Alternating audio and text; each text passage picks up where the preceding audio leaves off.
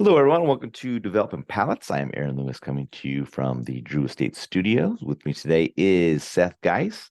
From the Pastani Studios, John McTavish. And from the Box Press Studio, Jiunn Liu. How you guys doing? Doing well, man. Muy bien. Good. Oof. All right.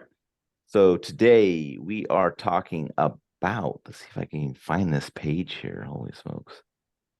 Let's talk about sex, The baby. Cavalier Genève Tres Delincuentes Habano Robusto. Cigar is 5-inch by 50. Comes out of the Fábrica Centroamericana de Tobacco Factory in Honduras. Wrappers Honduran Habano. Binders Honduran Connecticut. Filler is Nicaraguan Habano, Honduran Habano, and Dominican Piloto Cubano. Blended by Sebastian de Copé. Price point is $6.95, and the cigar was released in March of 2023. So with all that out of the way, Jiunn, what was your overall experience like with this cigar? So, tres delinquents, three delinquents? Yes. Is that what that means? Yes. That's what that means. Wait, what's three? Is Sebastian Sebastian's wife, and Brian. and Brian? Ah, okay, cool. Um, I thought this was overall pretty good cigar. It had more like softer notes to it, like kind of like a lot of how Cavalier approaches their blends. You know, they do a really good job of like that softer, creamier, sweeter side of things. And then they just kind of add a little spice to it without, giving the spice too much of an influence. But yeah, so got a lot of butter toast, honey, vanilla cedar, like a low heat, spice heat, red pepper spice. Yeah, and finish was pretty clean. It still had that really nice butter toast thing going on. It was great. It was I like to be quattro delinquentis. Yeah. All right, Seth, what were your thoughts? Um, Listen, the band is really what grabs your attention with a cigar, and it makes me think of the packaging for the old Zeno Platinum New York from many years ago, if anyone remembers those. Um,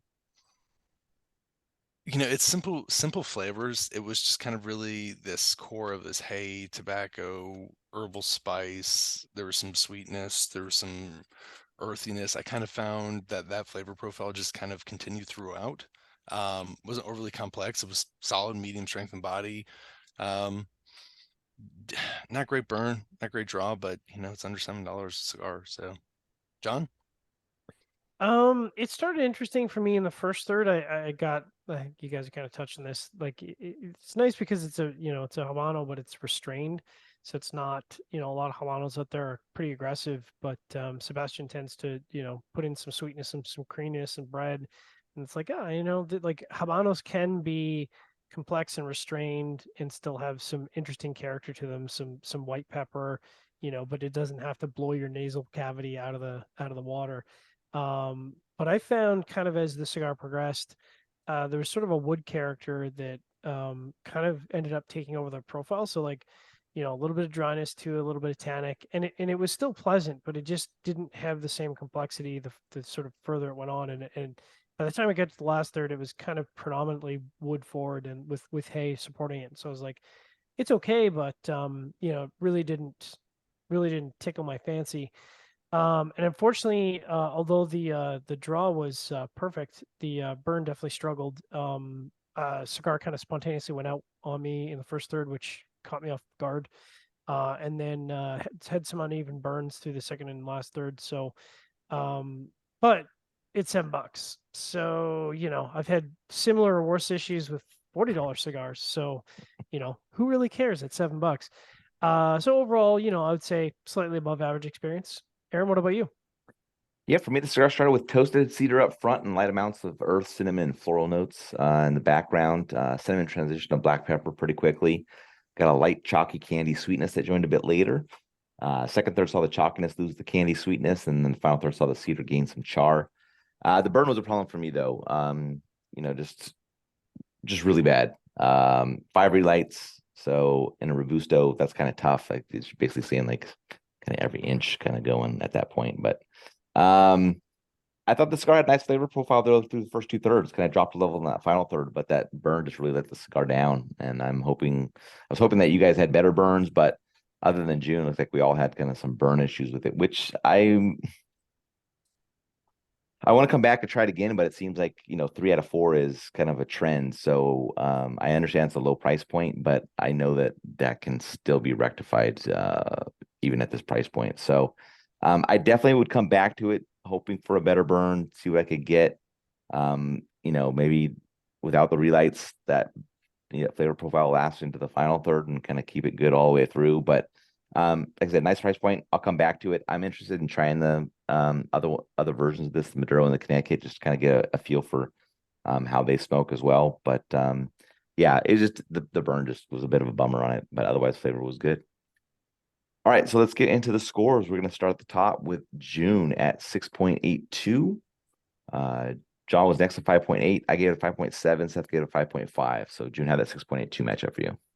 Yeah, I'm getting rid of all my Illusione Rothschilds and buying these instead. Clear my inventory of the There you go. Rothschilds. All right, John, 5.8. Yeah, it matches up well. I think if the burn had been fine, it probably would have reached that 6 mark. As you said, if the cigar was 8.50 or 9, I'd be like, I probably won't return to this. But at $7, I'm like, I feel like if it burned better, the flavor profile might make it into the low 6s, mid 6s. So I'm willing to give it another shot. But otherwise, the score matches up pretty closely. Yeah. Yeah, my 5.7 matched so well. I mean, it was a good flavor profile. It just the cigar scored 0 points in burn. Like it was just it got a 0 in burn. So like makes you got sense. it. It would be I'd be mid 6s if it just burned pretty decently. Yeah, you can't ship it with a Zycar mini can of butane with every, there's no profit in that. Exactly. So hopefully, I mean, if they have Gordos of these, so I can't imagine if they had a burn issue with that, it'd be kind of a nightmare. But we'll see. All right, Seth, 5.5. Yeah, I mean, listen, it's a solid flavor profile. It's not really wowing. The burn and jar are a little off, but it's just with the price what it is. I probably wouldn't go pick them up. I'd smoke them if it's handed to me. I don't think I'm gonna go track down the other wrappers, but if we're gonna smoke them, we'll smoke them. I'm not that interested. Yeah. Didn't do much. Yeah, I just picked one of the 3 because I don't think I wanted to go through all 3 of them. So I figured the Habano would be that middle ground. So we'll see. All right, final thoughts from you guys on this one. It'll be nice to see Sebastian at the trade show. Hopefully he hasn't seen this video and we're still friends. I think it's fine. He's got plenty of good cigars that we've given good scores to. He makes really good cigars. I actually kind of Delinquent. hoping he's got another Habano at the trade show and I can try it and see if it matches up. And then and he can ask me how it is and I'll be like, very consistent. It's burning. All right. Wherever you're catching this video, be sure to like and subscribe, but check out the full written review on the website, developmentpalace.com. Follow us on all the social media channels, and you can catch all of our review recaps on podcasts, so iTunes, Google Play, and Podbean. Thank you for tuning in. We will catch you on the next one. Zutolors.